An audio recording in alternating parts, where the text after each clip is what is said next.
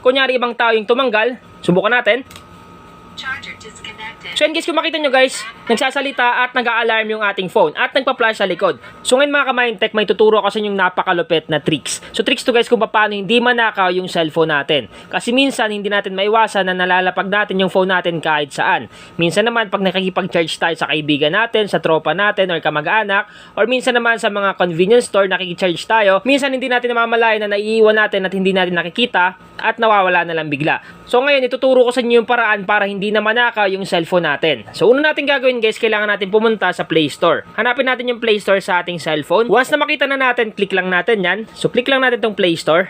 Pag nag-open yung Play Store, pumunta naman tayo sa may search bar or search engine sa taas. So eto yon, click lang natin. Then i-type lang natin dito yung pangalan ng application. So i-type natin yung Don't Touch My Phone Anti-Theft. Yan yung ita-type natin, uulitin ko.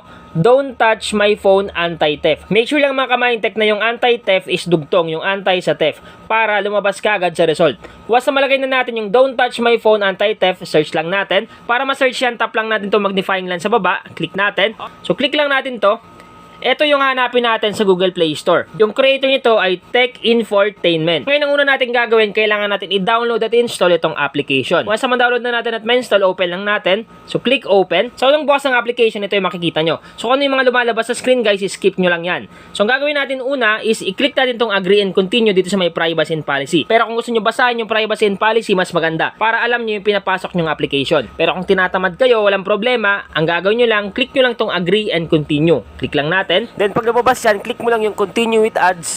Sa mga new update, ito yung makikita nyo. Piliin nyo lang yung basic anti-theft. So automatic, andito na tayo sa dashboard ng application. So meron ditong tatlong category na makakatulong sa atin para hindi mawala or hindi manakaw yung cellphone natin. Una, yung charger removal detection. Or ibig sabihin, once na mag-charge ka at may tumanggal ang charger, automatic mag-a-alarm yung cellphone at magbiblink yung flash sa likod ng cellphone natin. So napakabangis nun. Pangalawa is motion and touch protection. So ibig sabihin lang guys, once na nilapag mo yung phone mo sa mga lugar na pinagkakatiwalaan mo na doon mo ilalagay, at once na may gumalaw niyan, may motion lang na ma-detect dyan, automatic tutunog yan at iilaw yung flash sa likod. Talagang ma-alarma tayo at malalaman natin kung sino yung mga kumuha ng cellphone natin. At yung pangatlo is yung packet removal detection. Once na kinuha sa bulsa mo or sa bulsa ng bag mo, automatic guys, ganun din ang mangyayari. Magpa-flash, iilaw sa likod at tutunog. Susubukan natin guys kung legit nga ba itong application. Susubukan natin una yung charger removal detection. So ang gagawin natin, click lang natin yan.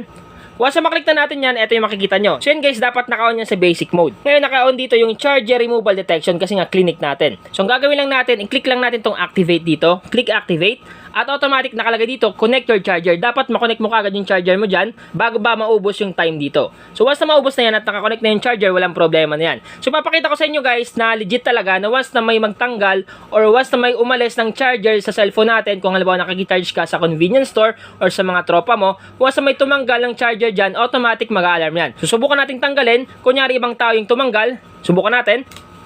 Charger disconnected. So yan guys, kung makita nyo guys, nagsasalita at nag-a-alarm yung ating phone at nagpa-flash sa likod. Ma-alarma talaga once na may gumalaw at umalis ng charger natin sa phone natin. So para tumigil yung pag-alarm at pag-flash ng ilaw sa likod, ang gagawin mo lang, screen on mo lang at screen off at screen on mo ulit. Automatic hindi na yan tutunog. So ganun guys yung sekreto dyan. So napakalaking tulong talaga nito once na nakikicharge tayo sa mga convenience store or sa mga tropa natin, malalaman natin in case man na may gustong kumuha ng phone natin at tinanggal niya yung charger. Automatic mag-a-alarm yan. Sunod naman natin subukan ngayon is yung motion detection. So ang gagawin natin, i-on lang natin yan. Tap natin itong button dito sa may motion detection sa taas.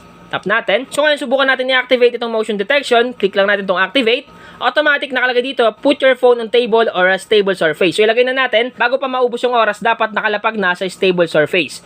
So automatic guys, tapos na. Ngayon once na may ma-detect yung motion or may gumalaw sa phone natin, automatic mag-a-alarm yan at magpa-flash yung ilaw sa likod. So subukan natin galawin. Motion detected. So yun guys, narinig nyo, nagsalita at nag-a-alarm na siya. At yung flash niya sa likod is umiilaw na. Take note pala guys, pag may lumabas na allow anti-theft don't touch with AI to record audio, click nyo lang yung activate or allow or yung while using the app para gumana yung application. So ngayon susunod natin susubukan is yung packet removal detection. Once may kumuha sa bulsa mo or sa bulsa ng bag mo, automatic mag-a-alarm yung phone natin. So ngayon ipapakita ko sa inyo yung bag ko kasi nga kung pantalon, mahirapan tayo mag-record. Ngayon, ang gagawin natin dito sa bag ko na lang. So ngayon, susubukan natin kung talagang gagana nga ba yung packet removal detection once na nilagay natin yung phone natin sa bag at susubukan natin kunin, titingnan natin kung mag-a-alarm. So try natin guys ha. Buksan ko muna yung bag ko. Ngayon, nabuksan ko na yung bag. Sunod natin gagawin, click lang natin tong packet removal detection. Click natin. Click lang natin tong activate. Then, sabi dito, put your phone in your pocket. So, ilagay natin sa pocket. Kunyari yun yung pocket natin kasi nga wala naman tayo pantalon na pagsasampulan. Mas maganda yung bag kasi nga madali natin masiset up. So, ngayon try natin guys, kunin yung cellphone na titingnan natin kung mag-alarm nga ba at magpa-flash yung ilaw sa likod. Subukan natin.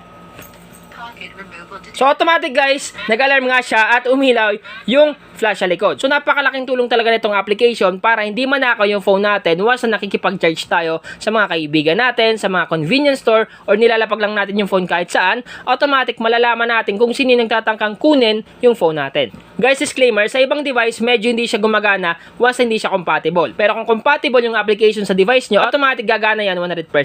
So, kung may ma-encounter man kayo na parang hindi masyado gumagana, pagpasensya nyo na. At least, sinubukan nyo, wala naman mawawala. Ang importante, nadagdagan yung kaalaman nyo para hindi mawala yung phone natin or hindi manakaw ng ibang tao. Sana guys, nakatulong tong vlog ko ngayon. Once again naman, Tech PH, thank you and God bless all.